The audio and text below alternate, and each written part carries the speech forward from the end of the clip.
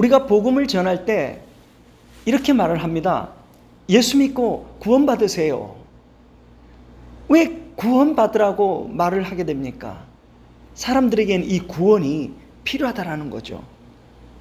모든 사람은 영생을 가지고 있지 않잖아요. 그런데 영원히 살 수 있는 길이 있다. 예수를 믿으면 영원히 산다. 이 영생을 그들에게 전하고 있는 것입니다. 그런데 예수 믿으면 영생만 얻지 이 땅에서는 여전히 가난과 고통과 질병, 문제투성이들로 가득하다. 이것은 어쩔 수 없다. 땅에서는 할 수 없이 이것을 감당해야 하고 죽고 난 다음에 구원이 있는 것이다. 그런 말을 하고 있는 겁니까? 아니면 이 땅의 문제로부터도 구원을 말하고 있는 것입니까? 예수 그리스도를 보면 많은 사람들에게 질병도 고쳐주고 그들의 먹을 것을 채워주고 그들의 문제들, 그들의 아픔들을 만져주고 해방을 시켰다 그 말이에요. 그리고 우리 교회들에게도 그러한 서로 돕고 나누고 섬기고 하면서 함께 아름다운 세상을 살아갈 수 있도록 서로에게 구원을 베풀 수 있도록 삶 속에서도의 구원을 하나님은 말씀하고 있는 것이죠. 이 구원이란 죽고 난 다음에도 영원한 삶이 아름다운 삶이고 죽기 전에 이 땅에서도의 아름답고 평안하고 그 넘쳐나는 기쁨과 행복된 삶을 주신다라는 것이죠. 이것이 구원, 영원한 구원, 땅에서도 구원. 이 복음을 우리는 전하고 있는 겁니다. 그렇다면 하나님은 우리 인간이 땅을 살아가는 가운데에서 만나는 문제들 또는 아픔, 고통들, 그 문제들을 기도하면 다 해결해 주시는가요? 그 문제를 해결하는 것을 약속하신 건가요? 그렇지 않습니다.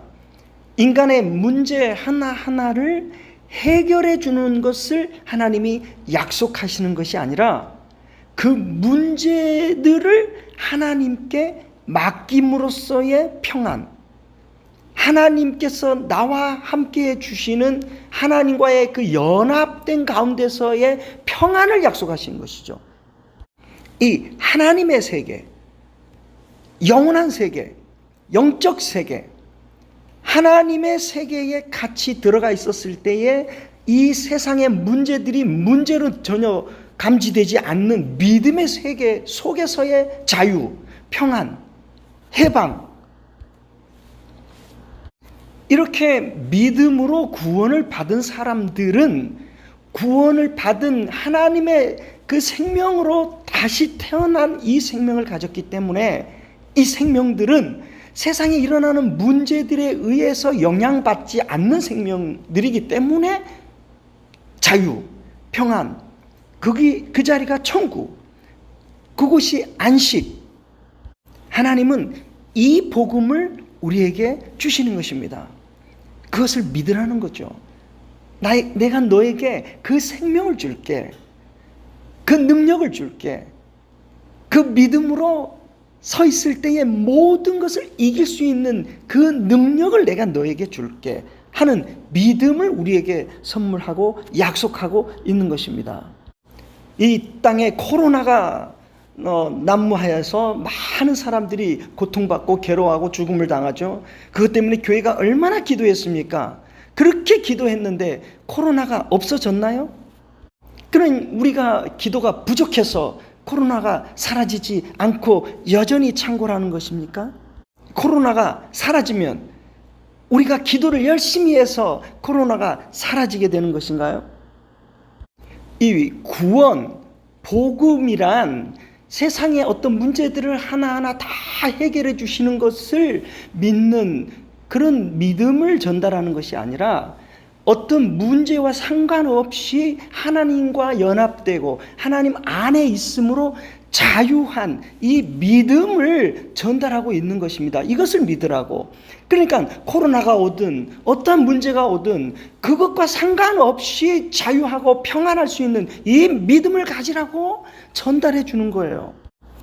그러니까 교회는 코로나가 오든 무엇이 오든 우리 안에 주님 안에 있음으로 평안합니다. 자유합니다.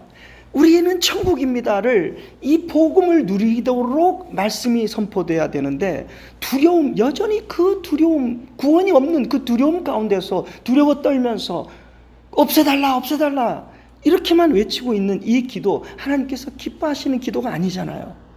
이것은 믿음 없음의 기도잖아요. 이것은 두려움의 기도잖아요. 요한복음 16장 33절 보면요, 이것을 너희에게 이르는 것은 너희로 내 안에서 평안을 누리게 하려 함이라. 세상에서는 너희가 환난을 당하나 담대하라. 내가 세상을 이겼노라. 이 환난을 당한다잖아요. 우리가 세상에서는 그냥 환난을 늘 당합니다. 그런데 그리스도는 내 안에 평안을 준대요. 환난을 없애주는 게 아니라 그리스도 안에서 있음으로 평안입니다. 이스라엘 백성들이 광야를 만났습니다. 이 광야는 환난이에요. 고통이에요. 그런데 하나님은 그 광야를 없애주지 않고 그 광야 가운데서 담대하라고 하는 이 믿음을 심고 계십니다. 나를 믿으라. 나를 의지하라. 그런데 하나님이 문제를 해결하지 않는데 그 마음이 든든하고 평안할 수가 없어요. 날마다 요동치는 이 마음을 어떻게 할 수가 없어요. 그래서 하나님께 기도하는 겁니다. 이 믿음을 달라고.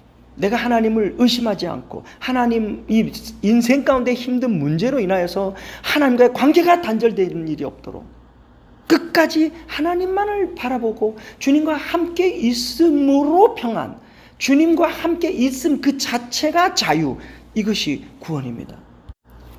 베드로는 이렇게 고백을 하죠. 다 주를 버릴지라도 나는 결코 주를 버리지 않겠습니다. 예수님께서 자기 자신들을 늘 지켜주고 뭔가 이 메시아를 통해서 새로운 세상을 만날 거라는 그 기대감에 그렇게 말을 했을 것입니다. 그런데 그렇게 예수를 쫓아다니고 따라다녔을 때에 그 예수 그리스도가 능력을 행하고 뭔가 일으킬 줄 알았는데 자기들로부터 이제는 무기력하고 힘없는 그러한 존재가 되어버려서 자기들로부터 떠나버리죠. 사람들에게 침뱉음을 당하고 매를 맞고 그 고통받는 그 자기의 선생의 모습을 보게 된 겁니다. 이제는 어떤 믿음의 대상이 사라져버리는 거예요.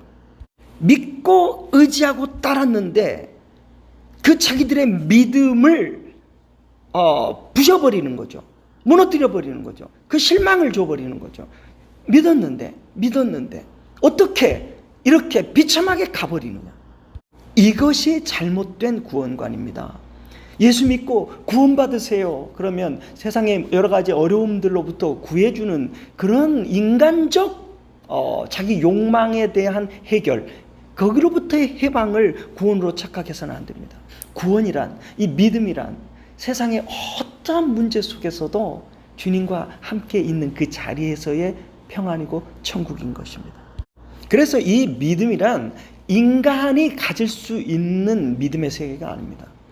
인간은 두려울 수밖에 없고 불안하고 너무나 힘겨울 수밖에 없죠. 그런 인간들에게 있을 수 없는 것들입니다. 그래서 인간이라고 하는 나는 죽고 그리스도의 생명을 받아서 성령으로 다시 태어날 때에 열리는 세계, 그 생명을 받았을 때에 비로소 시작된 그 천국, 이 천국의 생명을 가졌을 때에 땅을 이제 통치하고 다스리게 되는 이것이 믿음입니다. 이게 구원입니다. 천국이란 항상 죽음과 맞닿아 있습니다. 이 사람 생명이 죽고 나서 영원한 세계로 들어가는 이 사후세계가 있고, 이 땅에서도 인간이라고 하는 나의 것이 죽고 내가 부인되고 내가 무너지고 내가 부셔지고 내가 없는 가운데서 생명, 성령의 생명만 존재하는, 여기에 구원이 있는 겁니다. 믿음이란 이 생명을 갖고 있는 것이고, 이 생명을 가진 자들은 이 땅에서도 다스리고 통치하고 왕으로서 세상을 이기는 자로서 진정한 자유, 진정한 구원을 누리다가 영원히 사는 것이죠. 그런데 이 땅에서는 지치고 병들고 힘들어하고 고통받고 늘 나로 살기 때문에 이 문제투성이에 갇혀서 살면서 죽고 나면 천국 갈 것이다, 이런 막연한 상상력, 이런 구원이 없다라는 겁니다. 믿음은 여기에서도 실제고 죽고 나서도 영원한 것, 이 믿음을 하나님께서는 우리에게 주고 계시는 거예요. 이 구원을 주는 겁니다. 우리가 예수 믿고 구원 받으세요라는 것은 너는 죽고 그리스도를 받아라, 너의 생각, 네가 원하는 것, 네가 바라는 그 기대와 소망, 이것이 죽고 하나님의 것으로 채워지는 이것을 받으라는 거예요. 이 하나님의 은혜는 죽음이 전제됩니다. 하나님의 은혜를 입으면 나는 죽어버립니다. 나는 죽고 예수 생명 받아서 예수 생명만 내 안에 주인으로서 나의 모든 삶에 나타나고 그분이 살아가시는 것을 내가 받아들이는 것, 이것이 영접이고요. 이것이 구원입니다.